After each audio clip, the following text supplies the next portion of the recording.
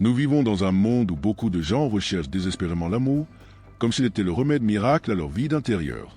Ils le cherchent sur les applications, les réseaux sociaux, au hasard des regards dans la rue, mais souvent, ce qu'ils trouvent n'est que le reflet de leurs propres besoins, de leur propre fragmentation intérieure. Les relations sont des miroirs. Et s'il n'y a pas d'amour en nous, ce que nous reflétons, ce sont des blessures, des masques et la répétition de schémas inconscients. Le véritable amour commence par l'amour de soi, non pas par le narcissisme, qui est une fuite en avant, mais par la profonde reconnaissance de sa propre dignité. Carl Jung disait que ce que nous nions en nous-mêmes apparaît dans nos vies comme le destin. Cela s'applique également à nos relations. Si je nie ma douleur, ma fragilité, mon insécurité, tout cela finira par se projeter sur les autres. Et tôt ou tard, j'attirerai précisément ceux qui toucheront ces blessures non cicatrisées. Le partenaire qui m'ignore, me rejette, me trompe ou m'abandonne est souvent le reflet de ce que je me fais à moi-même. Par conséquent, avant de nous demander pourquoi personne ne m'aime, demandons-nous comment me suis-je aimé? S'aimer soi-même ne signifie pas se renfermer sur son ego. Il s'agit de se regarder avec honnêteté. Il s'agit de reconnaître ses zones d'ombre, ses peurs, ses traumatismes, tout en les accueillant avec tendresse. C'est comme regarder un enfant effrayé et lui dire « Je suis là, tu n'es pas seul ». En développant cette connexion intérieure, nous cessons de quémander de l'affection. Nous cessons d'accepter les bribes émotionnelles. Surtout, nous commençons à choisir plus consciemment qui nous laissons entrer, avec qui nous partageons notre âme, où nous déployons notre énergie. Beaucoup de gens pensent que l'amour de soi est une aide personnelle facile. Ce n'est pas le cas. C'est de la psychologie profonde. Construire une véritable estime de soi est un effort quotidien, une estime qui ne dépend pas des compliments, des likes ou de la validation extérieure. Une estime de soi qui naît de la connaissance de soi, de la capacité à être avec soi-même sans peur. Se connaître véritablement, c'est comprendre ses limites, ses valeurs et le type de connexion émotionnelle qu'on recherche. Et cela change tout, car, au lieu de s'adapter à quiconque par peur de la solitude, on apprend à attendre des connexions qui la nourrissent vraiment. Et comment trouver ces connexions? D'abord, il faut changer le prisme à travers lequel on perçoit l'amour. Si vous croyez que tout amour est douloureux, que tous les hommes trompent, que toutes les femmes abandonnent, que la fidélité n'existe pas, ces croyances deviennent des filtres inconscients qui déforment votre perception. Vous pourriez être dans une relation saine et la saboter parce que vous pensez qu'elle est trop belle pour être vraie. Ou, pire encore, vous attirez toujours le même type de personnes dysfonctionnelles juste pour confirmer vos anciennes croyances. L'amour de soi est donc aussi une reprogrammation. Il modifie vos récits intérieurs. Il s'agit de passer du discours « on me rejette toujours » à « je mérite d'être choisi ». Et cela ne se fait pas du jour au lendemain. C'est un processus de guérison, souvent douloureux, car il implique de revisiter le passé, de pardonner aux parents, de se libérer des traumatismes et de se défaire des idéalisations de l'enfance. Mais c'est libérateur. Si vous souhaitez une relation authentique, commencez par être authentique envers vous-même. Ne prétendez pas être quelqu'un que vous ne devez pas plaire. Ne changez pas d'avis pour vous intégrer. Ne cachez pas vos sentiments par peur de perdre quelqu'un. Les vraies relations naissent du courage d'être entier, avec ses ombres et ses lumières. En révélant qui vous êtes vraiment, vous risquez le rejet, mais vous ouvrez aussi la porte à l'amour véritable. Et il n'y a rien de plus transformateur que d'être pleinement accepté, sans avoir à porter de masque. Les vraies relations ne sont pas parfaites. Elles sont faites d'imperfections partagées, de conversations difficiles et d'ajustements mutuels. Mais tout cela n'est possible que lorsque les deux parties sont émotionnellement disponibles. Et voici un point crucial, tout le monde n'est pas prêt à aimer. Beaucoup de gens recherchent la compagnie, le sexe, la distraction. Mais l'amour exige présence, abandon et maturité émotionnelle. Si vous êtes entier, vous ne pouvez pas être en couple avec quelqu'un qui est hésité. L'un des plus grands pièges émotionnels est de croire que l'on peut guérir quelqu'un par son amour. C'est un fantasme courant, surtout chez les personnes empathiques ou celles qui ont été abandonnées dans leur enfance. Elles croient que si elles sont suffisamment bienveillantes et patientes, l'autre changera. Mais en réalité, personne ne change grâce à quelqu'un d'autre. Seuls ceux qui décident de changer pour eux-mêmes changent. Si vous devez constamment apprendre à quelqu'un à aimer, vous jouez peut-être davantage le rôle d'un thérapeute que d'un partenaire. Et ce genre de relation est épuisant, malsain et laisse de profondes cicatrices. Le véritable amour n'est pas un combat, c'est une rencontre. Bien sûr, il y a des difficultés, mais elles ne naissent pas d'un manque de respect, mais de différences humaines qui nécessitent dialogue et adaptation.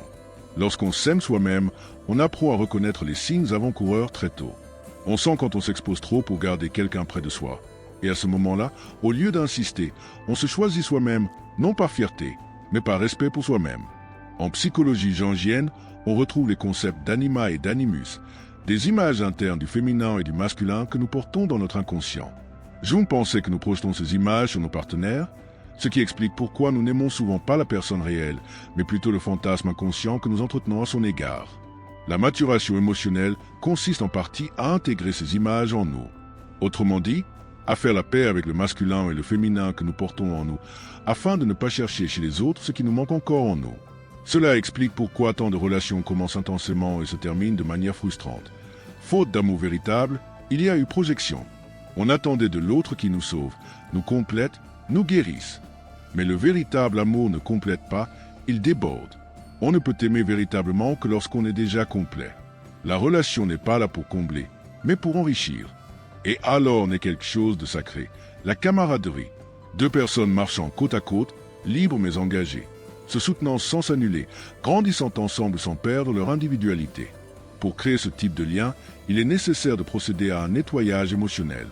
Dissiper les couches de douleur, de souffrance et de méfiance. Nombreux sont ceux qui affirment aspirer à une relation saine.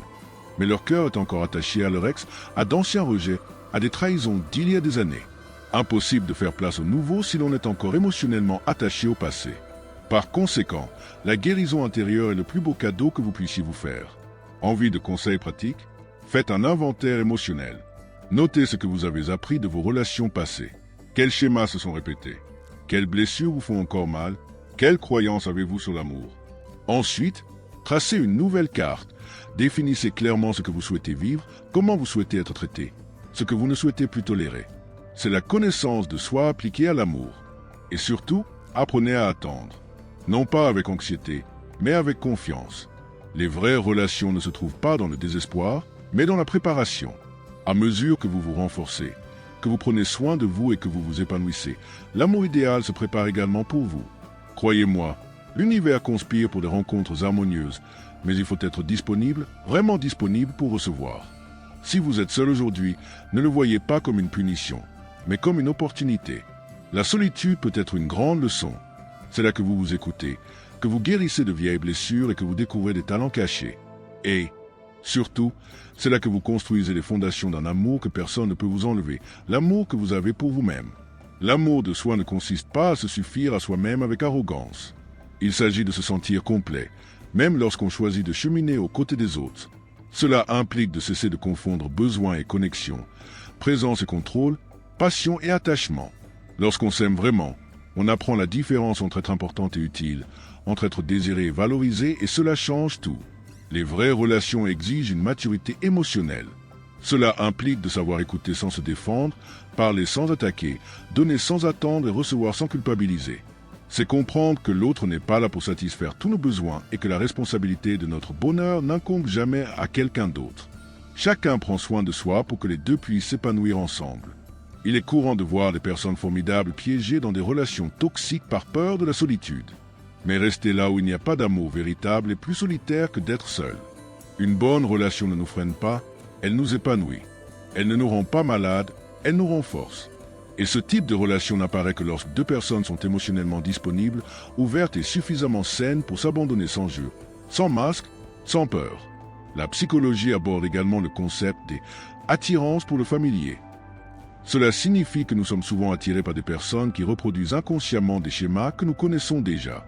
Par exemple, une personne ayant grandi avec des parents émotionnellement absents peut finir par s'engager avec des partenaires froids ou indisponibles, non pas par désir de souffrance, mais parce que son subconscient recherche ce qui lui est familier. La connaissance de soi est donc essentielle. Elle nous permet de rompre les cycles et de choisir différemment. Si vous souhaitez une relation authentique, commencez par examiner vos croyances en l'amour. Croyez-vous que l'amour est synonyme de sacrifice? Que aimer est synonyme de souffrance? Que toutes les relations se terminent mal? Ces croyances influencent vos décisions. Et le plus curieux, vous pouvez dire que vous désirez l'amour, mais vous vibrez de manque, de peur et de protection. Le subconscient ne ment pas. Si vous avez peur de vous exposer, vous saboterez vos relations. Fuirez, repousserez et attirez ceux qui confirment votre idée que personne ne reste. Pour changer cela, vous devez travailler sur vous-même. La thérapie est une excellente voie. La méditation, L'écriture thérapeutique, les pratiques de bien-être et la spiritualité peuvent également vous aider. Le plus important est de comprendre que vous créez votre réalité en fonction de ce que vous ressentez pour vous-même. Les personnes qui s'aiment se placent là où elles sont également aimées, car elles savent qu'elles le méritent. Et ce que vous croyez mériter détermine ce que vous acceptez.